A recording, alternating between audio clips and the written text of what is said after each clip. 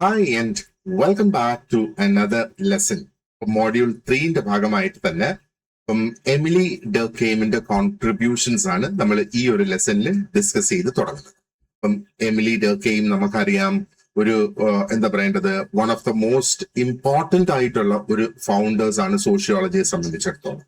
അപ്പൊ നമുക്ക് സിലബസിൽ തന്നിരിക്കുന്ന ടോപ്പിക്സ് നോക്കുകയാണെന്നുണ്ടെങ്കിൽ എമിലി ഡർകെയിമിന്റെ അദ്ദേഹത്തിന്റെ ഇന്റലക്ച്വൽ ബാക്ക്ഗ്രൗണ്ട് എന്താണ് എന്ന് നമ്മളൊന്ന് അറിയുക.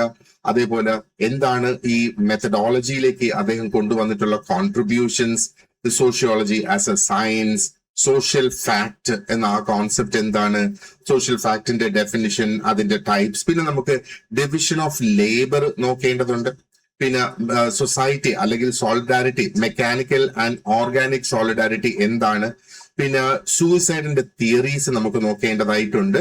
അതില് ഡിസ്റ്റിങ്ക്റ്റീവ് സോഷ്യോളജിക്കൽ അപ്രോച്ച് നമുക്ക് പഠിക്കണം. അതേപോലെ എന്തൊക്കെയാണ്, what are the different types of suicide, പിന്നെ പ്രോബ്ലംസ് ഓഫ് ഇന്റഗ്രേഷൻ, ആ ഒരു ഇൻഡിവിജ്വലും സൊസൈറ്റി ആയിട്ടുള്ള ഇന്റഗ്രേഷന്റെ പ്രശ്നങ്ങൾ നമുക്കൊരു ടോപ്പിക്കായിട്ട് ഇവിടെയുണ്ട്. പിന്നെ theory of religious emergence and റിലിജന്റെ റോള് എന്തൊക്കെയാണെന്ന്. അപ്പോ റിലിജന്റെ സ്ട്രക്ചർ അതിനകത്ത് പറയുന്നുണ്ട്. പിന്നെ സേക്രഡ് ആൻഡ് പ്രൊഫെയിൻ, എന്താണ് സേക്രഡ് ആയിട്ടുള്ളത്, എന്താണ് പ്രൊഫെയിൻ ആയിട്ടുള്ളത്, പിന്നെ റിലീജിയസ് റിച്വൽസ് എങ്ങനെയാണ് എന്നുള്ളത്, അതേപോലെ റിലീജിയസ് റിച്വൽസും അതിന്റെ ടൈപ്സും, എന്താ പറയേണ്ടത്, സോഷ്യൽ റോൾസ് എന്തൊക്കെയാണ്, റിലീജിയസ് ബിലീഫ്സിന്റെതും റിലീജിയസ് റിച്വൽസിന്റെതും. അപ്പൊ ഇത്രയധികമാണ് നമുക്ക് എമിലി ഡർകെയിമിനെ കുറിച്ച് പഠിക്കാനുള്ളത്. അദ്ദേഹത്തിന്റെ കോൺട്രിബ്യൂഷൻസ് നമുക്ക് മനസ്സിലാക്കേണ്ടതായിട്ടുണ്ട്. അപ്പോ ഇത് കമ്പാരിറ്റീവ്ലി ഒരു ഇച്ചിരി ലാർജ് ടോപ്പിക് ആണ്. Let's get right in to the lesson. Okay, അപ്പം എന്താണ് ഡർകെയിമിന്റെ ആ ഒരു പ്രധാന കൺസേൺ ഇവിടെ സോഷ്യോളജിയെ സംബന്ധിച്ചിടത്തോളം? അപ്പം അത് അദ്ദേഹത്തിന്റെ ആ ഒരു പ്രധാനപ്പെട്ട ഒരു വളരെ ഡീപ്പ് ആയിട്ടുള്ള ഒരു ചോദ്യത്തിന് ഉത്തരം കണ്ടെത്തുക എന്നുള്ളതാണ്.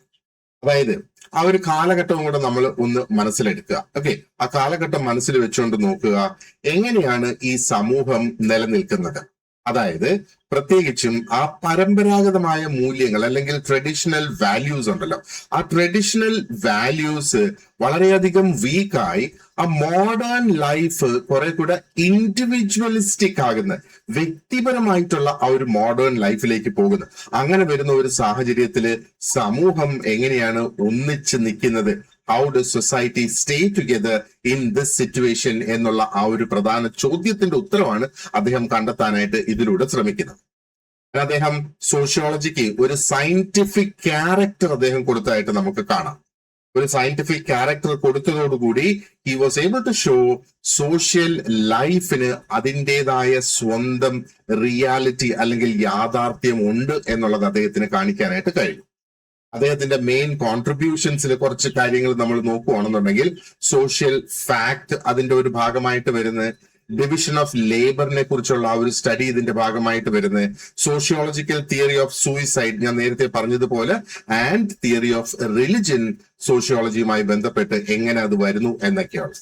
ഇനി അദ്ദേഹത്തിന്റെ ആ ഒരു ഇന്റലക്ച്വൽ ബാക്ക്ഗ്രൗണ്ടിലേക്ക് നമുക്ക് കടക്കുകയാണെന്നുണ്ടെങ്കിൽ, ആദ്യം എന്താ നമ്മൾ മനസ്സിലാക്കേണ്ടത്, അദ്ദേഹം ജീവിച്ചിരുന്ന ആ ഒരു കാലഘട്ടം ഞാൻ നേരത്തെ പറഞ്ഞതുപോലെ അല്ലെ, ആ ഒരു കാലഘട്ടം നമ്മൾ നോക്കുകയാണെന്നുണ്ടെങ്കിൽ യൂറോപ്പില് പ്രത്യേകിച്ചും ഫ്രാൻസിന്റെ കാര്യം നമ്മൾ എടുക്കുകയാണെന്നുണ്ടെങ്കിൽ വളരെ റാപ്പിഡ് ആയിട്ടുള്ള ഒരു ട്രാൻസ്ഫോർമേഷൻ നടന്നുകൊണ്ടിരിക്കുന്ന ഒരു കാലഘട്ടമായിരുന്നു അല്ലെ. ഇൻഡസ്ട്രിയലൈസേഷൻ ഒത്തിരി അധികം എക്സ്പാൻഡ് ചെയ്ത് വരുന്നത്, അവിടുത്തെ സിറ്റീസ് വളർന്നുകൊണ്ടിരിക്കുന്ന, ആൻഡ് ഓൾഡ് റിലീജിയസ് ആയിട്ടുള്ള, പഴയ റിലീജിയസ് ആയിട്ടുള്ള ആൻഡ് ആ ഒരു കമ്മ്യൂണിറ്റി പരമായിട്ടുള്ള ആ ടൈസ് എന്നുള്ളത് അത് വീക്ക് ആയിക്കൊണ്ടേയിരിക്കുന്ന ഒരു സാഹചര്യം. അപ്പൊ സ്വാഭാവികമായിട്ടും ഇങ്ങനെ വരുമ്പോഴത്തേക്ക് എന്താണ്, ദിസ് ക്രിയേറ്റ്സ് ഒരു ആങ്സൈറ്റി ക്രിയേറ്റഡ് ആകും. അതായത് സോഷ്യൽ ഓർഡറിനെ കുറിച്ച് ഒരു ആങ്സൈറ്റി സ്വാഭാവികമായിട്ടും അവിടെ ഉണ്ടാകും അല്ലെ. അതായത് സോഷ്യൽ ഓർഡർ എന്ന് പറയുമ്പോഴത്തേക്ക് ആ ഒരു സമൂഹത്തിനെ കുറിച്ചുള്ള ആ ഒരു സമൂഹത്തിൽ ഒരു ക്രമക്കേട് ഉണ്ടാകും എന്നുള്ള ആ ഒരു ആശങ്ക നിലനിൽക്കുന്ന ഒരു കാലഘട്ടം എന്ന് വേണമെങ്കിൽ നമുക്ക് പറയാം. അപ്പോ ഇങ്ങനത്തെ ഒരു കാലഘട്ടത്തില് സമൂഹം എങ്ങനെയാണ് ഒന്നിച്ച് നിൽക്കുന്നത്, ആൻഡ് എന്താ പറയേണ്ടത്, what could be holding the society together. ആ ഒരു ഓൾഡ് ഫോംസ് എല്ലാം എന്താ പറയേണ്ടത്, ഡിക്ലൈൻ ആയി നഷ്ടപ്പെട്ടുകൊണ്ടിരിക്കുന്ന ആ ഒരു സാഹചര്യത്തില് പുതിയ സമൂഹം എങ്ങനെ നിലനിൽക്കുന്നു എന്നുള്ളത്. അപ്പോ അദ്ദേഹത്തിന്റെ ആ ഒരു എന്താ പറയേണ്ടത് വർക്കുകളെല്ലാം നമ്മൾ നോക്കുമ്പം ഈ ഒരു കൺസേൺ, ഈ ഒരു ഉത്കണ്ഠ അദ്ദേഹത്തിന്റെ ഉള്ളിലുള്ളതായിട്ട് നമുക്ക് ഉടനീളം അദ്ദേഹത്തിന്റെ വർക്ക് പഠിക്കും തോറും നമുക്കത് എന്താ പറയേണ്ടത് വളരെ പ്രകടമായിട്ട് കാണാനും സാധിക്കും എന്നുള്ളതാണ്. ഓക്കെ, ഇനി അദ്ദേഹത്തിന്റെ ആ ഒരു ഇന്റലക്ച്വൽ ഇൻഫ്ലുവൻസസ് എന്തൊക്കെയായിരുന്നു എന്ന് നമുക്ക് നോക്കാം. അപ്പൊ ഡർക്കെയിമിനെ വളരെയധികം സ്വാധീനിച്ച ഒരു ഘടകമാണ് ഈ പോസിറ്റീവ് തിങ്കിങ് എന്ന് പറയുന്നത്. ഈ പോസിറ്റീവ് തിങ്കിങ് തന്നെയാണ് അദ്ദേഹത്തിന് എന്താണ് ആ ഒരു സമൂഹത്തിന്റെ ഒരു സയന്റിഫിക് സ്റ്റഡി, സൊസൈറ്റിയുടെ ഒരു സയന്റിഫിക് സ്റ്റഡി നടത്തുക എന്നുള്ളതിന് ഒരു പ്രചോദനവും ആയി മാറിയത്. അദ്ദേഹം ജസ്റ്റ് ആ ഒരു നാച്ചുറൽ സയൻസിന്റെ രീതികൾ കോപ്പി ചെയ്ത് ഇവിടെ കൊണ്ടുവരികയല്ല ചെയ്തത്. പകരം അദ്ദേഹത്തിന്റെ മെയിൻ ആർഗ്യുമെന്റ് എന്ന് പറയുന്നത് സൊസൈറ്റിക്ക് അതിൻ്റെതായ ഒരു വ്യത്യസ്തമായ അല്ലെങ്കിൽ വേറിട്ട ഒരു യാഥാർത്ഥ്യം അല്ലെങ്കിൽ ഡിസ്റ്റിങ്ക്റ്റ് ആയിട്ടുള്ള ഒരു റിയാലിറ്റി ഉണ്ട് എന്നുള്ളതും, അതോടൊപ്പം തന്നെ അതിനെ നമ്മൾ എന്താ പറയേണ്ടത് സോഷ്യോളജിക്കൽ കോൺസെപ്റ്റ്സ് ഉപയോഗിച്ച്, അതായത് സാമൂഹ്യ ശാസ്ത്രപരമായ ആശയങ്ങൾ ഉപയോഗിച്ച് തന്നെ അതിനെ പഠിക്കണം എന്നുള്ള ഒരു നിഗമനത്തിൽ അദ്ദേഹം എത്തി. ആൻഡ് മൊറാലിറ്റിയുടെയും ആ സോഷ്യൽ ഫോഴ്സിന്റെയും ഒക്കെ കാര്യം പറയുവാണെന്നുണ്ടെങ്കിൽ അദ്ദേഹം, അതായത് ഈ മൊറാലിറ്റി എന്ന് പറയുമ്പോഴത്തേക്ക് എന്താ ധാർമ്മികത എന്ന് പറയുന്നത് അല്ലെ, ആ സോഷ്യൽ ഫോഴ്സ് എന്ന് പറയുമ്പോഴത്തേക്ക് ആ ഒരു സാമൂഹിക ശാക്തിയും എന്ന് നമുക്ക് വേണമെങ്കിൽ അതിനെ പറയാം അല്ലെ. അപ്പോ എന്താ പറയേണ്ടത്, അത് ജസ്റ്റ് ഒരു പേഴ്സണൽ മാറ്റർ അല്ല എന്നുള്ളതാണ് അദ്ദേഹം അവിടെ പറഞ്ഞത്. പേഴ്സണൽ മാറ്റർ എന്ന് പറയുമ്പോഴത്തേക്ക് അത് വ്യക്തിപരമായ ഒരു സംഗതി അല്ല എന്നുള്ളതാണ് അദ്ദേഹം കണക്കാക്കിയത്. മൊറാലിറ്റി, സമൂഹത്തിൽ നിലനിൽക്കുന്ന ആ ഒരു മൊറാലിറ്റി തന്നെ ഒരു സോഷ്യൽ ഫോഴ്സ് എന്നുള്ളതാണ് അദ്ദേഹം അതിനെ കണക്കാക്കിയത്. അതൊരു വ്യക്തികൾ തീരുമാനിച്ച് ചെയ്യുന്നതല്ല. ആ മൊറാലിറ്റി നിലനിൽക്കുന്നത് കൊണ്ടാണ് സമൂഹത്തിന് പല കാര്യങ്ങളും അല്ലെങ്കിൽ പല രീതിയിൽ വ്യത്യസ്തമായ ഒരു രീതിയിലേക്ക് പോകുന്നത് എന്ന് അദ്ദേഹം മനസ്സിലാക്കി എന്നുള്ളതാണ്. മറ്റൊരു പോയിന്റ് അദ്ദേഹം ഉന്നയിച്ചിരിക്കുന്നതാണ് സോഷ്യൽ റിയലിസം എന്നുള്ളത്. അതായത് ആ ഒരു സാമൂഹിക യാഥാർത്ഥ്യ ബോധം എന്നുള്ളതാണ് ആ സോഷ്യൽ റിയലിസം കൊണ്ട് ഉദ്ദേശിക്കുന്നത്. ഓക്കെ, അപ്പം അദ്ദേഹം ഇവിടെ വിശ്വസിച്ചിരുന്നത് സൊസൈറ്റി എന്ന് പറയുന്നത് ഒരു കൂട്ടം വ്യക്തികൾ കൊണ്ട് ഉണ്ടാകുന്നതല്ല society. Actually, society exists much above and beyond them. ആ സൊസൈറ്റിയിലൊക്കെയുള്ള വ്യക്തികൾക്കും അപ്പുറമാണ് ആ ഒരു എന്താ പറയേണ്ടത് സമൂഹം തന്നെ തിട്ടപ്പെടുത്തിയിരിക്കുന്നത് അല്ലെങ്കിൽ നിലനിൽക്കുന്നത്. ആൻഡ് അതിനപ്പുറത്തുള്ള ചില ശക്തികളാണ് അവരെ സ്വാധീനിക്കുന്നത് അല്ലെങ്കിൽ ഈ വ്യക്തികളുടെ പെരുമാറ്റത്തെ സ്വാധീനിക്കുന്നത് എന്നും അദ്ദേഹം വിശ്വസിച്ചിരുന്നു. ഈ ഒരു ചിന്തയാണ് അദ്ദേഹത്തിനെ ആ ഒരു ഫങ്ഷണൽ അപ്രോച്ചിലേക്ക് നയിച്ചത്. അപ്പോ ഫങ്ഷണൽ അപ്രോച്ചില് what he asked was what role institutions play in maintaining social order. സമൂഹത്തിൽ ആ ഒരു ക്രമം നിലനിർത്തുന്നതിന് സമൂഹത്തിലെ സ്ഥാപനങ്ങൾ, അത് സോഷ്യോളജിക്കൽ ഇൻസ്റ്റിറ്റ്യൂഷൻസ്, അതിന്റെ റോൾ എന്താണ് ആ ഒരു സോഷ്യൽ ഓർഡർ മെയിൻറ്റെയിൻ ചെയ്യുന്നത് എന്നുള്ള ആ ഒരു ചോദ്യത്തിലേക്ക് അദ്ദേഹം വന്നെത്തി. അപ്പൊ ഇതൊക്കെയാണ് അദ്ദേഹത്തിന്റെ ആ ഒരു ഇന്റലക്ച്വൽ ഇൻഫ്ലുവൻസസ് എന്നുള്ളത് പറയുന്നത്. ഓക്കെ, ഇനി സോഷ്യോളജി ആസ് എ സയൻസ് എന്ന് അദ്ദേഹം കരുതുന്നത് അല്ലെങ്കിൽ അദ്ദേഹം എങ്ങനെയാണ് അതിനെ വിലയിരുത്തിയത് ഓർ എങ്ങനെയാണ് അതിനെ കൺസിഡർ ചെയ്തത്. അപ്പം ഏറ്റവും പ്രധാനമായിട്ടുള്ള ഒരു ആർഗ്യുമെന്റ് എന്ന് പറയുന്നത് സോഷ്യോളജിയെ ഒരു സയൻസ് ആയിട്ട് ട്രീറ്റ് ചെയ്യണം. അപ്പൊ സയൻസിന്റെ പ്രത്യേകത എന്താണ്? എപ്പോഴും റിസർച്ച് നടത്തി എംപിറിക്കൽ എവിഡൻസോട് കൂടി തന്നെ അതിന്റെ പ്രൂഫ് വേണം എന്നുള്ള, അപ്പോ എന്താ പറയേണ്ടത്, നമുക്കൊരു എക്സ്പെരിമെന്റ് നടത്തിയാൽ അത് പ്രൂവ് ചെയ്യാനായിട്ട് സാധിക്കണം. അതാണല്ലോ സയൻസ് എന്ന് പറയുന്നത്. അപ്പൊ അദ്ദേഹത്തിന്റെ ആ ഒരു സമയം അല്ലെങ്കിൽ ആ ഒരു കാലഘട്ടം നമ്മൾ നോക്കുകയാണെന്നുണ്ടെങ്കിൽ പലതരത്തിലുള്ള സോഷ്യൽ ക്വസ്റ്റ്യൻസിന്റെ എക്സ്പ്ലനേഷൻസ് ഒന്ന് ഫിലോസഫിയിൽ നിന്ന് വന്നിരുന്നു, സൈക്കോളജിയിൽ നിന്ന് വന്നിരുന്നു, ആൻഡ് അത് പലരുടെയും മോറൽ ഒപ്പീനിയൻ ആയിട്ട് ആണ് വന്നിരുന്നത്. അപ്പൊ ഇതിനൊന്നും ഒരു സയന്റിഫിക് അടിത്തറ അവിടെ ഇല്ലായിരുന്നു എന്നുള്ളതാണ്. അപ്പൊ ഡർക്കെയിം ഈ ഒരു സംഗതിയെ കംപ്ലീറ്റ് ആയിട്ട് തള്ളിക്കളഞ്ഞിട്ട് അദ്ദേഹം പറഞ്ഞ എന്താണ്, സോഷ്യോളജിക്ക് അതിൻ്റെതായ സ്വന്തം സബ്ജക്ട് മാറ്റർ ഉണ്ടായിരിക്കണം, അതിൻ്റെതായ സ്വന്തം മെത്തേഡുകൾ അവിടെ എന്താ പറയേണ്ടത്, റിസർച്ചിനായിരുന്നാലും എക്സ്പെരിമെന്റ്സിനായാലും അതിൻ്റെതായ സ്വന്തം മെത്തേഡ്സ് ഉണ്ടായിരിക്കണം എന്നുള്ളത്. ഇപ്പം സൈക്കോളജി എന്താണ്? ആ ഒരു ഇൻഡിവിജ്വലിന്റെ മൈൻഡ് ആണ് സൈക്കോളജി പഠിക്കുന്നത് അല്ലെ. പക്ഷെ സോഷ്യോളജി എന്താണ് ശരിക്കും പഠിക്കുന്നത്? ആ ഒരു കളക്റ്റീവ് ആയിട്ടുള്ള യാഥാർത്ഥ്യങ്ങൾ അല്ലെങ്കിൽ കളക്റ്റീവ് ആയിട്ടുള്ള റിയാലിറ്റീസിനെയാണ് സോഷ്യോളജി പഠിക്കുന്നത്. അപ്പൊ നമുക്ക് സൈക്കോളജിയിൽ നിന്ന് വരുന്ന ആ ഒരു ഇൻസൈറ്റ്സ് എന്ന് പറയുന്നത് it relates to the individual. ആ ഒരു കളക്റ്റീവ് ആയിട്ടുള്ള സംഗതികൾ അതിനകത്ത് അഡ്രസ് ചെയ്ത് വരുന്നില്ല എന്നുള്ളതാണ്. അപ്പോ ഡർക്കേമിനെ സംബന്ധിച്ചിടത്തോളം സോഷ്യോളജി എപ്പോഴാണ് അത് സയന്റിഫിക് ആകുന്നത്? അത് സോഷ്യൽ ഫാക്ടുകളെ ഒബ്സർവ് ചെയ്യുമ്പോഴാണ്. അതും ഒബ്ജക്റ്റീവായിട്ട് അതിനെ ഒബ്സർവ് ചെയ്യണം എന്നുള്ളതാണ് അദ്ദേഹം പറയുന്നത്. അവിടുത്തെ ആ ഒരു റെഗുലാരിറ്റീസ് എന്തൊക്കെയാണ് എന്നുള്ളത് തിരിച്ചറിയണം. And it should also be able to explain one social phenomenon through another social condition. ഒരു സോഷ്യൽ ഫിനോമിനൻ മറ്റൊരു സോഷ്യൽ കണ്ടീഷനിലൂടെ അത് എക്സ്പ്ലെയിൻ ചെയ്യാനായിട്ട് സാധിക്കണം എന്നുള്ളതാണ്. അപ്പൊ അദ്ദേഹം ഇതിന് കുറച്ച് റൂൾസ് സെറ്റ് ചെയ്തിട്ടുണ്ട്, അതായത് റൂൾസ് ഓഫ് സോഷ്യോളജിക്കൽ മെത്തേഡ് എന്നുള്ളത്. അപ്പോ ഡർക്കേമിന്റെ ഈ ഒരു മെത്തഡോളജിക്കൽ കോൺട്രിബ്യൂഷൻ വളരെ വിലപ്പെട്ടതായി മാറി. പിന്നെ സോഷ്യോളജിയെ സംബന്ധിച്ചിടത്തോളം അദ്ദേഹം പ്രധാനമായിട്ട് ഇവിടെ പറഞ്ഞ സംഗതി എന്ന് പറയുന്നത് സമൂഹത്തിലെ യാഥാർത്ഥ്യങ്ങൾ അല്ലെങ്കിൽ സോഷ്യൽ ഫാക്ട് എന്നുള്ളത് it should be treated as things എന്നാണ് പറയുന്നത്. അതിനെ സാധനങ്ങൾ കൈകാര്യം എന്നുള്ള രീതിയിൽ അതിനെ കാണണം എന്നാണ് പറയുന്നത്. അതിന്റെ അർത്ഥം എന്താണ്? ഒരു സോഷ്യോളജിസ്റ്റ് അതിനെ വളരെയധികം ഒബ്ജക്റ്റീവായിട്ട് പഠിക്കണം. കാരണം എന്താണ്? അതിന്റെ റിയാലിറ്റീസ് എന്ന് പറയുന്നത് are always outside personal opinion. ആ ഒരു പേഴ്സണൽ ഒപ്പീനിയനിലല്ല സമൂഹത്തിന്റെ ആ ഒരു റിയാലിറ്റീസ് അവിടെ നിൽക്കുന്നത്. They are always outside the personal opinion എന്നുള്ളത്. അത് എങ്ങനെ എന്നുള്ളത് നമുക്ക് ചർച്ച ചെയ്യാം. കുറച്ച് സമയത്തിനുള്ളിൽ നമുക്കത് ചർച്ച ചെയ്യാം. അദ്ദേഹം ഈ റിസർച്ചേഴ്സിന് ഒരു വാർണിംഗും കൂടെ ഈ ഒരു ഘട്ടത്തിൽ കൊടുത്തിട്ടുണ്ട്. അതായത് അദ്ദേഹം പറയുന്നത് സോഷ്യോളജിക്കൽ റിസർച്ച് നമ്മൾ തുടങ്ങുമ്പം ഒരിക്കലും ഒരു അസംഷൻ വെച്ചോ അല്ലെങ്കിൽ ഒരു മോറൽ ജഡ്ജ്മെന്റ് ഉപയോഗിച്ചോ തുടങ്ങാൻ പാടില്ല. സയന്റിഫിക് റിസർച്ച് പലപ്പോഴും ഒരു അസംഷൻ വെച്ചിട്ടായിരിക്കും അത് തുടങ്ങുന്നത്, അല്ലെ? എന്നിട്ട് ആ അസംഷനെ പ്രൂവ് ചെയ്യാനാണ് ശ്രമിക്കുന്നത്. അപ്പൊ ഇവിടെ ആ ഒരു അസംഷൻ വെച്ച് തുടങ്ങരുത്, മോറൽ ജഡ്ജ്മെന്റ് വെച്ച് തുടങ്ങരുത് എന്നുള്ളത് ഒരു റൂൾ അദ്ദേഹം പറയുന്നതാണ്. മറ്റൊരു പ്രധാനപ്പെട്ട റൂൾ എന്ന് പറയുന്നത് is the cause of a social fact. ആ cause of a social fact എന്നുള്ളത് it should be found in other social facts എന്നുള്ളതാണ് അദ്ദേഹം പറയുന്നത്. അതായത് ഒരു സോഷ്യൽ ഫാക്ടിന് കാരണമാകുന്ന സംഗതി എന്താണോ അത് മറ്റ് സോഷ്യൽ ഫാക്ടുകളിലും ഉണ്ടായിരിക്കണം. അത് ജസ്റ്റ് ഒരു വ്യക്തിയുടെ മോട്ടീവ്സിൽ മാത്രം അടങ്ങിയിരിക്കുന്ന ഒന്നാകരുത് എന്നുള്ളതാണ് അദ്ദേഹം പറയുന്ന മറ്റൊരു റൂൾ ഇവിടെ. Finally he also brought about a distinction between normal and pathological social conditions. ഇപ്പൊ നോർമൽ സോഷ്യൽ കണ്ടീഷൻസ് എന്താണെന്നും പാത്തോളജിക്കൽ സോഷ്യൽ കണ്ടീഷൻസ് എന്താണെന്നും നമുക്ക് മനസ്സിലാക്കുന്നതിന് വേണ്ടിയിട്ടുള്ള ഒരു ഡിസ്റ്റിങ്ഷൻ അദ്ദേഹം കൊണ്ടുവന്നു അദ്ദേഹത്തിന്റെ ആ ഒരു റൂൾസിലൂടെ. ഓക്കെ, സിമ്പിൾ ആയിട്ട് നമ്മൾ പറയുവാണെന്നുണ്ടെങ്കിൽ sociology should analyse whether a phenomenon is a part of normal social functioning അതോ അതൊരു ഒരു ഡിസോർഡറിന്റെ ഒരു സിംറ്റം ആയിട്ടാണോ നമ്മൾ കാണേണ്ടത്. അവിടെയാണ് ആ ഒരു ഡിസ്റ്റിങ്ഷൻ അല്ലെങ്കിൽ ആ ഒരു രീതിയിലാണ് നമ്മൾ അതിന്റെ വ്യത്യാസം മനസ്സിലാക്കേണ്ടതെന്നാണ് അദ്ദേഹം പറയുന്നത്. ഇനി നമുക്ക് കുറച്ച് കോൺസെപ്റ്റ്സിലേക്ക് കടക്കാം. അതായത് എന്താണ് സോഷ്യൽ ഫാക്ട് എന്നുള്ള ആ ഒരു കോൺസെപ്റ്റ് നമുക്ക് ആദ്യം ഒന്ന് ചർച്ച ചെയ്യാം.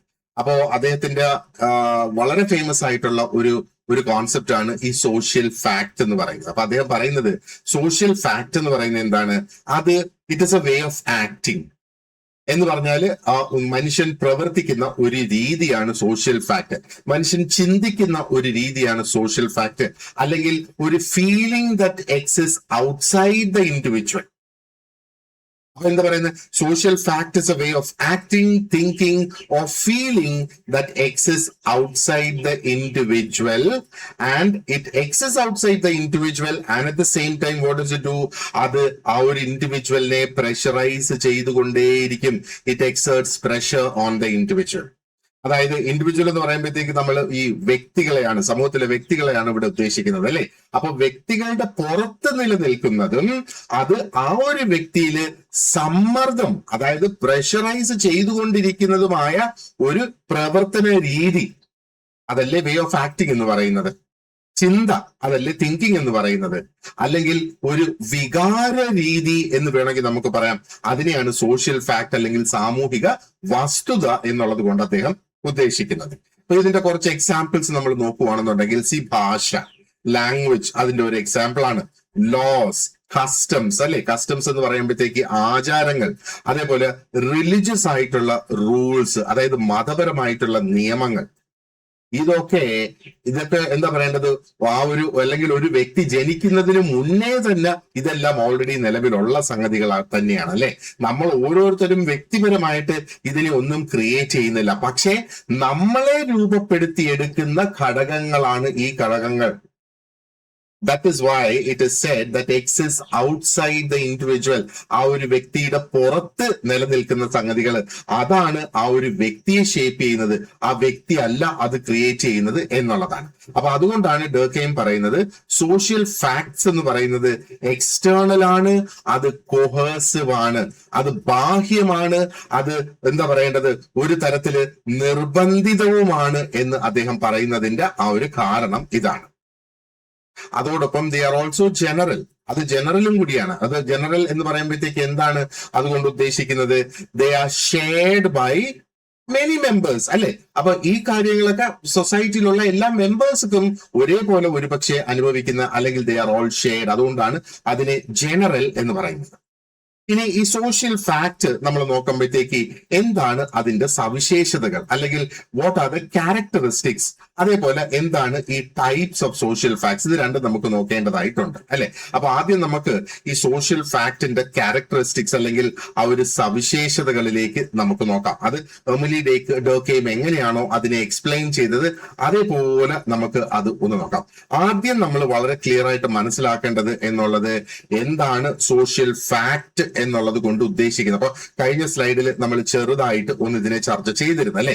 അപ്പൊ ഡർക്കെയിം പറയുന്നത് സൊസൈറ്റി എന്ന് പറയുന്നത് ജസ്റ്റ് ഒരു കളക്ഷൻ ഓഫ് സെപ്പറേറ്റ് ഇൻഡിവിജ്വൽസ് അല്ല, അതിനകത്ത് കുറെ മനുഷ്യർ ഒത്തുകൂടുന്നത് കൊണ്ട് അത് സമൂഹമായി മാറുന്നില്ല, അല്ലെ സൊസൈറ്റിയായി മാറുന്നില്ല. പകരം എന്താണ്, സൊസൈറ്റിക്ക് അതിൻ്റെതായ സ്വന്തം റിയാലിറ്റി ഉണ്ട്, ഒരു സ്വന്തം യാഥാർത്ഥ്യം അവിടെ ഉണ്ട് എന്നുള്ളതാണ് പറയുന്നത്. അതെന്തുകൊണ്ടാണ്? സമൂഹത്തിന് റൂൾസ് ഉണ്ട്, വാല്യൂസ് ഉണ്ട്, ബിലീവ്സ് ഉണ്ട്, കസ്റ്റംസ് ഉണ്ട്, ആൻഡ് വേസ് ഓഫ് ആക്ടിങ്, പ്രവർത്തന രീതികളുണ്ട്. ഇതെല്ലാം നിലനിൽക്കുന്നത് എവിടെയാണ്? ആ ഒരൊറ്റ വ്യക്തി എന്നുള്ള ആ ഒരു കോൺസെപ്റ്റിന് പുറത്താണ് ഇത് കംപ്ലീറ്റ് നിലനിൽക്കുന്നത് അല്ലെ. ഇതിനെയൊക്കെയാണ് സോഷ്യൽ ഫാക്ട് എന്നുള്ളത് കൊണ്ട് അദ്ദേഹം വിശേഷിപ്പിക്കുന്നത്. അപ്പൊ സോഷ്യൽ ഫാക്ട് എന്ന് പറയുമ്പോഴത്തേക്ക് അത് വെറുതെ അല്ലെങ്കിൽ വെറും പേഴ്സണൽ ഒപ്പീനിയൻ ആകുന്നില്ല, അല്ലെങ്കിൽ ഇൻഡിവിജ്വലിനുള്ള ആ ഇമോഷൻസ് ആയിട്ട് നമുക്ക് അതിനെ കണക്കാക്കാനായിട്ട് സാധിക്കില്ല. പകരം ഇതൊരു കളക്റ്റീവ് ആയിട്ടുള്ള ഒരു way of thinking, feeling and acting ആണ്. അപ്പൊ കളക്റ്റീവായിട്ട് ആ സമൂഹത്തിലെ എല്ലാവർക്കും ഒരേപോലെ വരുന്ന, അല്ലെങ്കിൽ ഒരുപാടധികം ആൾക്കാർക്ക് ഒരേപോലെ വരുന്ന സംഗതി എന്ന് വേണമെങ്കിൽ നമുക്ക് പറയാം. അപ്പോ ഈ സോഷ്യൽ ഫാക്ട് സൊസൈറ്റിക്കുള്ളതാണ്, ഒരു ഐസൊലേറ്റഡ് ആയിട്ട് അതിൽ നിന്നൊരു വ്യക്തിയെ മാത്രം എടുത്ത ആ വ്യക്തിക്കുള്ളതല്ല, പകരം അത് സമൂഹത്തിലുള്ള സംഗതികളാണ് സോഷ്യൽ ഫാക്ട് എന്നുള്ളതാണ് അദ്ദേഹം പറയുന്നത്. അതുകൊണ്ടാണ് Durkheim wanted sociology to study social facts scientifically, അതുകൊണ്ട് തന്നെയാണ് അതിനെ സയന്റിഫിക് ആയിട്ട് പഠിക്കണം എന്ന് അദ്ദേഹം പറഞ്ഞത്. ഇനി നമുക്ക് അതിന്റെ പ്രധാന ക്യാരക്ടറിസ്റ്റിക്സിലേക്ക് നമുക്ക് കടക്കാം. ആദ്യം എക്സ്റ്റേണാലിറ്റി ആണ് അതിന്റെ ആദ്യത്തെ ഒരു ക്യാരക്ടറിസ്റ്റിക് എന്ന് പറയുന്നത്. എക്സ്റ്റേണാലിറ്റി എന്ന് പറയുമ്പോഴത്തേക്ക് അതിന്റെ ഒരു ബാഹ്യത സ്വഭാവം, ഒരു ബാഹ്യ സ്വഭാവം, അതാണ് ശരിക്കും ഇവിടെ കാണിക്കുന്നതായിട്ട് നമുക്ക് കാണാം. അതായത് സോഷ്യൽ ഫാക്ട് എന്ന് പറയുന്നത് it exist outside the individual. Okay, അത് ഒരു വ്യക്തി പേഴ്സണൽ ആയിട്ട് ക്രിയേറ്റ് ചെയ്യുന്ന ഒന്നല്ല സോഷ്യൽ ഫാക്ട്. അതാണ് എക്സ്റ്റേണാലിറ്റി കൊണ്ട് ഉദ്ദേശിക്കുന്നത്. അത് ഓൾറെഡി പ്രസന്റ് ആണ്. ആ ഒരു വ്യക്തി അല്ലെങ്കിൽ വ്യക്തികൾ ജനിക്കുന്നതിന് മുന്നേ അത് ഓൾറെഡി പ്രസന്റ് ആണ്. ആൻഡ് ആ സോഷ്യൽ ഫാക്ട് ഓരോ വ്യക്തികളിലും അവർ വളരുന്നതനുസരിച്ച് ഈ സോഷ്യൽ ഫാക്ടും അവരോടൊപ്പം വളർന്നു വരുന്നു എന്നുള്ളത്. ലാംഗ്വേജിനെ നമുക്കൊരു എക്സാമ്പിൾ ആയിട്ട് എടുക്കുകയാണെന്നുണ്ടെങ്കിൽ, നമ്മൾ ആരും ക്രിയേറ്റ് ചെയ്തതല്ല ലാംഗ്വേജ്, നമ്മൾ സംസാരിക്കുന്ന ലാംഗ്വേജ് എന്ന് വേണമെങ്കിൽ നമുക്ക് പറയാം അല്ലെ. ഇപ്പൊ നമ്മൾ ആ ഒരു ജനിച്ചു വീണ സമൂഹത്തിൽ ലാംഗ്വേജ് ഓൾറെഡി ഉണ്ടായിരുന്നു. ആ ലാംഗ്വേജിന്റെ ഭാഗമായി നമ്മൾ മറ്റുള്ളവരിൽ നിന്ന് ആ ഒരു ഭാഷ പഠിച്ചെടുത്തു എന്നുള്ളതാണ്.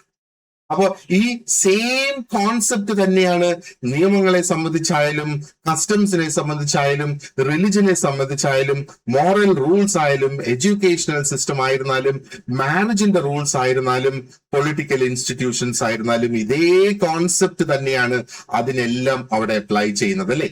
ഇതൊന്നും ഒരു വ്യക്തിയുടെ പ്രൈവറ്റ് ക്രിയേഷൻസ് അല്ല, ഇതാണ് സോഷ്യൽ റിയാലിറ്റീസ് എന്ന് പറയുന്നത്. And we find these realities are already existing. ഇനി ഒരു കാര്യം നമ്മൾ വളരെ ഇവിടെ ശ്രദ്ധിക്കുക. ഒരു കുട്ടി ജനിക്കുന്ന സമയത്ത് ആ കുട്ടി അല്ലല്ലോ ഫാമിലി സിസ്റ്റം ഇൻവെന്റ് ചെയ്യുന്നത്, അല്ലെങ്കിൽ സ്കൂൾ സിസ്റ്റം ഇൻവെന്റ് ചെയ്യുന്നത്, അല്ലെങ്കിൽ ലീഗൽ സിസ്റ്റം ഇൻവെന്റ് ചെയ്യുന്നത്. ആ കുട്ടി just enters the world where അവിടെ ഓൾറെഡി ഫാമിലി സിസ്റ്റം ഉണ്ട്, സ്കൂൾ സിസ്റ്റം ഉണ്ട്, ലോ സിസ്റ്റം ഉണ്ട്. അപ്പോ എന്താ പറയേണ്ടത്, ഓൾറെഡി അവിടെ എക്സിസ്റ്റിംഗ് ആയിട്ടുള്ള ആ ഒരു ഒരു ഒരു ഒരു സമൂഹത്തിലേക്കാണ് ആ ഒരു കുട്ടി ജനിച്ചു വീഴുന്നത്. അപ്പൊ ആ ഒരു സെൻസിൽ നമ്മൾ ഇതിനെക്കുറിച്ച് ചിന്തിക്കുമ്പോൾ സോഷ്യൽ ഫാക്ട് എന്ന് പറയുന്നത് ആ വ്യക്തിയുടേതല്ല. It is not part of that individual, it is external to that individual. അല്ലെ, അത് ഓൾറെഡി അവിടെ നിലനിൽക്കുന്നതാണ്. അതുകൊണ്ടാണ് that is external to that individual എന്ന് പറയുന്നത്. അപ്പോ ഈ ഒരു എക്സ്റ്റേണാലിറ്റി എന്താണ് നമ്മൾ ഇവിടെ കാണിക്കുന്നത്? അതായത് സൊസൈറ്റി എന്ന് പറയുന്നതിന് അതിൻ്റെതായ ഒരു സ്വന്തം റിയാലിറ്റി അല്ലെങ്കിൽ ഒരു യാഥാർത്ഥ്യം ഉണ്ട് എന്നുള്ളത്. ഇപ്പൊ സോഷ്യൽ ലൈഫ് എന്ന് പറയുന്നത് ഇസ് നോട്ട് മെയ്ഡ് ബൈ, അല്ലെങ്കിൽ not made new by every person, അല്ലെ not made fresh by every person എന്ന് വേണമെങ്കിൽ നമുക്ക് പറയാം. പകരം എന്താ സംഭവിക്കുന്നത്? ഓരോ വ്യക്തി ജനിക്കുമ്പോഴും they enter in to the society. അപ്പൊ ഓൾറെഡി ഓർഗനൈസ്ഡ് ആയിട്ടുള്ള ആ ഒരു സോഷ്യൽ വേൾഡിലേക്കാണ് ഈ എന്താ പറയേണ്ടത് മനുഷ്യരായ നമ്മൾ വന്ന് വീഴുന്നത്. അപ്പോ ആ എക്സ്റ്റേണൽ ഫാക്ടേഴ്സ് അവിടെ എക്സിസ്റ്റ് ചെയ്യുന്നുണ്ട്.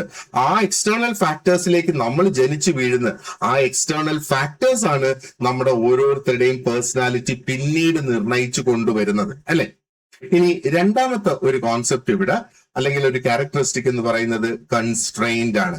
കൺസ്ട്രെയിൻഡ് എന്ന് പറയുമ്പോഴത്തേക്ക് എന്താണ്? നിയന്ത്രണങ്ങൾ എന്ന് വേണമെങ്കിൽ നമുക്ക് പറയാം. ഇതാണ് രണ്ടാമത്തെ സവിശേഷത. ഈ നിയന്ത്രണങ്ങൾ ദേ ഇൻഫ്ലുവൻസ് ആൻഡ് കൺട്രോൾ ബിഹേവിയർ. അതാണ് കൺസ്ട്രെയിൻസ് ചെയ്യുന്നത്. ഇതും വളരെ പ്രധാനപ്പെട്ട ഒരു ഐഡിയ തന്നെയാണ് ഡർക്കൈമിനെ സംബന്ധിച്ചിടത്തോളം. അപ്പൊ സോഷ്യൽ ഫാക്ട് എന്ന് പറയുമ്പോഴത്തേക്ക് അത് വെറുതെ അവിടെ എക്സിസ്റ്റ് ചെയ്യുന്നു എന്നുള്ളതല്ല. ഈ സോഷ്യൽ ഫാക്ട് പലപ്പോഴും നമ്മളെ, അതായത് മനുഷ്യനെ പല രീതിയിലും പ്രഷറൈസ് ചെയ്യാറുണ്ട്, അല്ലെ? അപ്പോ ഏതൊക്കെ രീതിയിൽ അത് നമുക്കൊരു ഗൈഡായിട്ട് മാറുന്ന, നമ്മുടെ സ്വഭാവത്തെ കൺട്രോൾ ചെയ്യുന്നു, റെഗുലേറ്റ് ചെയ്യുന്നു, ആൻഡ് പലപ്പോഴും നമ്മളെ ഒരു പ്രത്യേക തരം ഒരു പ്രത്യേക രീതിയിൽ പെരുമാറുക എന്നുള്ളതിന് വേണ്ടിയിട്ട് നമ്മളെ കമ്പൽ ചെയ്തുകൊണ്ടേയിരിക്കുന്നു, അല്ലെ? അവിടെയാണ് നമ്മൾ ചെറിയ ചെറിയ കാര്യങ്ങൾ വരുന്നത്. നമ്മൾ സമൂഹത്തിൽ നിന്ന് പഠിക്കുന്നതല്ലേ, കളവ് പറയരുത്, മോഷ്ടിക്കരുത് എന്നൊക്കെയുള്ള കാര്യങ്ങൾ, ആരെ ഉപദ്രവിക്കരുത്, അങ്ങനെയൊക്കെയുള്ള സംഗതികൾ, അല്ലെ?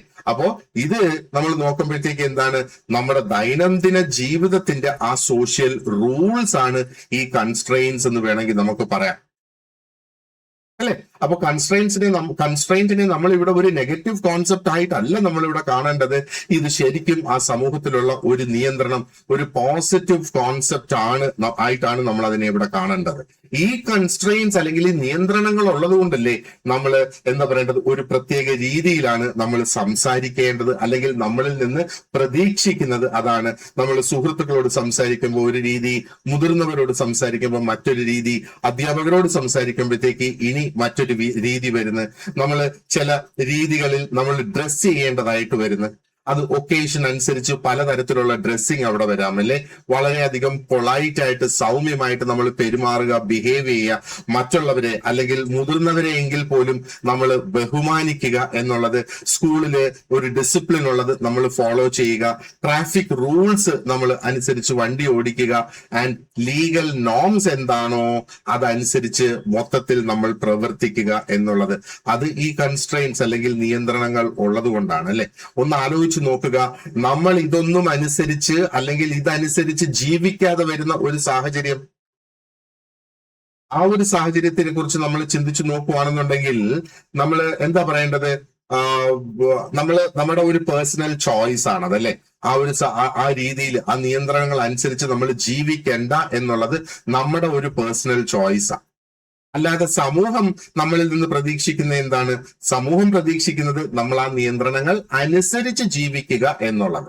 അപ്പൊ നമ്മള് നിയമം പാലിച്ചില്ല എങ്കിൽ അതിന് പ്രത്യാഘാതങ്ങൾ, കോൺസിക്വൻസസ് ഉണ്ടാകും, അല്ലെ? ചിലപ്പോ അവിടെ പണിഷ്മെന്റ് ഉണ്ടായിരിക്കും. അത് ഫോർമൽ ആയിട്ടുള്ള പണിഷ്മെന്റ് ആയിരിക്കും വരിക, ഫൈൻസ് പോലെയോ അല്ലെങ്കിൽ ജയിൽവാസം പോലെയോ ഒക്കെ ഫോർമൽ ആയിട്ടുള്ള പണിഷ്മെന്റ്സ് അവിടെ വരാം, അല്ലെ? അപ്പൊ സ്കൂളിൽ വലിയ കുരുത്തക്കേട് കാണിക്കുകയാണെന്നുണ്ടെങ്കിൽ സ്കൂളിൽ നിന്ന് ചിലപ്പം ഡിസ്മിസ് ചെയ്യേണ്ട ഒരു സാഹചര്യം അവിടെ വരാം, അല്ലെങ്കിൽ എന്തെങ്കിലും തരത്തിലുള്ള ഒരു ലീഗൽ പെനാൽറ്റി അവിടെ വരാം. ചിലപ്പോ ഇതിന്റെ പണിഷ്മെന്റ് എന്ന് പറയുന്നത് ഇൻഫോർമൽ ആയിട്ട് വരും. നമ്മള് ആൾക്കാരെ ക്രിട്ടിസൈസ് ചെയ്യാറുണ്ട്, അവർ ചെയ്യുന്ന ആ ഒരു പ്രവൃത്തിക്ക് അല്ലെ, നാണം കെടുത്താറുണ്ട്, കളിയാക്കാറുണ്ട്, അല്ലെങ്കിൽ സമൂഹത്തിൽ ഒരു അംഗീകാരം ലഭിക്കാതെ വരുന്ന ഒരു സോഷ്യൽ റിജക്ഷൻ ഒക്കെ ആൾക്കാർക്ക് അനുഭവിക്കും, അല്ലെങ്കിൽ അങ്ങനെയുള്ള സാഹചര്യങ്ങളും അതും ചിലപ്പോൾ ഇൻഫോർമൽ ആയിട്ടുള്ള പണിഷ്മെന്റ്സ് എന്ന് വേണമെങ്കിൽ നമുക്ക് കാണാം. അത് ആ ഒരു വ്യക്തി ആണ് അതിന്റെ കാരണക്കാരൻ. കാരണം എന്താണ്? That individual chose not to go by the standards of the society. Okay, അപ്പൊ ഇവിടെ നിയമം ലംഘിക്കുകയാണെങ്കിൽ പോലീസും കോടതിയും അതിനകത്ത് ഇൻവോൾവ്ഡ് ആകും. നേരെ മറിച്ച് ആ ഒരു സോഷ്യൽ കസ്റ്റംസ് കംപ്ലീറ്റ് ആയിട്ട് ലംഘിക്കുകയാണെങ്കിലോ സൊസൈറ്റി ഒരുപക്ഷെ ആ വ്യക്തിയെ അംഗീകരിച്ചു എന്ന് വരില്ല, അല്ലെ? അപ്പോ ഈ കേസിലൊക്കെ നമ്മൾ നോക്കുമ്പം സമൂഹം ഇവിടെ പ്രഷറൈസ് ചെയ്തുകൊണ്ടേയിരിക്കുകയാണ് ഒരു വ്യക്തിയെ ഒരു പ്രത്യേക രീതിയിൽ പെരുമാറുക എന്നുള്ളതിന് വേണ്ടിയിട്ട്. അപ്പം ഡർക്കെയിം ഇതുകൊണ്ട് നമുക്ക് മനസ്സിലാക്കി തരുന്നത് സോഷ്യൽ ഫാക്ട് എന്ന് പറയുന്നത് വളരെ പവർഫുൾ ആണ് എന്നാണ് പറയുന്നത്. കാരണം എന്താണ്? അവര് ജസ്റ്റ് ഒരു വ്യക്തിയുടെ ബിഹേവിയറിന് ഒരു സജഷൻ തന്നെയല്ല ചെയ്യുന്നത്, പകരം ആ സോഷ്യൽ ഫാക്ടുകളാണ് ഒരു വ്യക്തിയുടെ ബിഹേവിയറിനെ കംപ്ലീറ്റ് ആയിട്ട് നിയന്ത്രിക്കുന്നതല്ലേ, കൺട്രോൾ ചെയ്യുക എന്നുള്ളത്. ഇനി മറ്റൊരു ക്യാരക്ടറിസ്റ്റിക് ആണ് ഈ ജനറാലിറ്റി എന്ന് പറയുന്നത്. ഓക്കെ, അതായത് they are common to members of the society. അപ്പോ അതായത് സോഷ്യൽ ഫാക്ട് എന്ന് പറയുന്നത് is common to everyone എന്നുള്ളതാണ്, ഒരു പൊതു തത്വമാണ് എന്ന് വേണമെങ്കിൽ നമുക്ക് പറയാം. അതാണ് ഈ ജനറാലിറ്റി കൊണ്ട് ഉദ്ദേശിക്കുന്നത്. അപ്പൊ ജനറാലിറ്റി എന്ന് പറയുമ്പോഴത്തേക്ക് എന്താണ്? Social facts are common to many members of the society എന്ന് നമ്മൾ മനസ്സിലാക്കുക. ഒരു വ്യക്തിയുടെ പേഴ്സണൽ ആയിട്ടുള്ള ഒരു ഹാബിറ്റോ അല്ലെങ്കിൽ ഒരു വ്യക്തിയുടെ ഇൻഡിവിജ്വൽ ആയിട്ടുള്ള ഒരു പ്രിഫറൻസോ അല്ല, പക്ഷേ ഇതെന്താണ്? This is common to everyone. ഉദാഹരണത്തിന് നമ്മള് മുതിർന്നവരെ കാണുമ്പോഴത്തേക്ക് അവരെ നമ്മൾ ഗ്രീറ്റ് ചെയ്യുന്നത്, നാഷണൽ ഹോളിഡേയ്സ് നമ്മൾ ഒബ്സർവ് ചെയ്യുന്നത്, ഒരു മാരേജിന് അതിൻ്റെതായ കസ്റ്റംസ് ഫോളോ ചെയ്തു പോകുന്നത്, സ്കൂൾ അറ്റൻഡ് ചെയ്യുന്നത്, അല്ലെ? പൈസ കൊടുത്ത് സാധനങ്ങൾ വാങ്ങുന്നത്, ആ ഒരു മണി എക്സ്ചേഞ്ച് വെച്ചിട്ട് നമ്മൾ സാധനങ്ങൾ വാങ്ങുന്നത്, അല്ലെങ്കിൽ ഒരു കോമൺ ലാംഗ്വേജ് സംസാരിക്കുന്നത്, ഇങ്ങനെയുള്ള സംഗതികളൊന്നും ഒരു വ്യക്തിയുടെ മാത്രം ഒരു സവിശേഷതയല്ല, അല്ലെ? അത് വൈഡ് സ്പ്രെഡ് ആണ്, സമൂഹത്തിൽ എല്ലാവരും അത് ഉപയോഗിക്കുന്നു എന്നുള്ളത്. അതുകൊണ്ടാണ് ഡർക്കെയിം പറയുന്നത് സോഷ്യൽ ഫാക്ട് എന്ന് പറയുന്നത് ജനറൽ ആണ്, ആൻഡ് അതിന് കളക്റ്റീവ് ആയിട്ടുള്ള പാറ്റേൺസ് ആണുള്ളത്. അപ്പോ ഈ social action it belongs to may be a group or a society or a community. അപ്പോ ഈ ജനറാലിറ്റി ആണ് എന്താ പറയേണ്ടത്, ഒരു ഒരു ഒരു ഒരു ഒരു സോഷ്യൽ ഫോഴ്സ് ഇവിടെ എക്സേർട്ട് ചെയ്യുന്നത്. ഇനി റിലിജനെ കുറിച്ച് ഒന്ന് ചിന്തിച്ചു നോക്കുക. ഒരു റിലിജിയസ് ബിലീഫ് എന്ന് പറയുമ്പോൾ അത് കോടിക്കണക്കിന് ജനങ്ങൾ വിശ്വസിക്കുന്ന ഒന്നാണ്, അല്ലെ? അത് ഒരു വ്യക്തിയുടെ മാത്രം പ്രൈവറ്റ് ആയിട്ടുള്ള ഒരു ചിന്തയല്ലല്ലോ റിലിജൻ എന്ന് പറയുന്നത്. അപ്പൊ അതൊരു ഷെയർഡ് ആയിട്ടുള്ള ഒരു ബിലീഫ് സിസ്റ്റം തന്നെയാണ്. അതേപോലെയാണ് എന്താ പറയേണ്ടത്, നിയമം എന്ന് പറയുന്നത് ഒരു വ്യക്തിയുടെ ഒപ്പീനിയൻ അല്ല. നിയമം ആ ഒരു സമൂഹത്തിൽ ജീവിക്കുന്ന എല്ലാ അംഗങ്ങൾക്കും ഒരേപോലെ ബാധകമാണ്. അപ്പൊ ഈ ഒരു കോമൺ സെൻസ് ആണ് എന്താ പറയേണ്ടത്, ഇതിനെ ഒരു സോഷ്യൽ ഫാക്ട് ആക്കിയിട്ട് മാറ്റുന്നത്. ഇനി ഇതിന്റെ നാലാമത്തെ സവിശേഷത എന്ന് പറയുന്നത് ഒബ്ജക്ടിവിറ്റി ആണ്. ഒബ്ജക്ടിവിറ്റി കൊണ്ട് ഉദ്ദേശിക്കുന്നത് അതിനെ സയന്റിഫിക് ആയിട്ട് നമുക്ക് പഠിക്കാൻ സാധിക്കും എന്നുള്ളതാണ്. ഒബ്ജക്ടിവിറ്റി എന്താണ്? വസ്തുനിഷ്ഠം എന്നുള്ളതാണ് ശരിക്കും ഇവിടെ ഉദ്ദേശിക്കുന്നത്. ഡർക്കെയിമിന്റെ മെത്തേഡ് നമുക്ക് മനസ്സിലാക്കുന്നതിന് ഈ ഒബ്ജക്ടിവിറ്റി വളരെ ഇമ്പോർട്ടന്റ് ആയിട്ടുള്ള ഒരു കോൺസെപ്റ്റ് തന്നെയാണ്. അപ്പൊ ഡർക്കെയിം പറയുന്നത് എന്താണ്? സോഷ്യൽ ഫാക്ട്സിനെ നമ്മൾ സാധനങ്ങൾ എങ്ങനെയാണോ അല്ലെങ്കിൽ ഒരു തിങ് എന്നുള്ള ആ ഒരു രീതിയിൽ അതിനെ പഠിക്കണം എന്നാണ് അദ്ദേഹം പറയുന്നത്. അപ്പൊ അതുകൊണ്ട് അദ്ദേഹം ഉദ്ദേശിക്കുന്നത് എന്താണ്?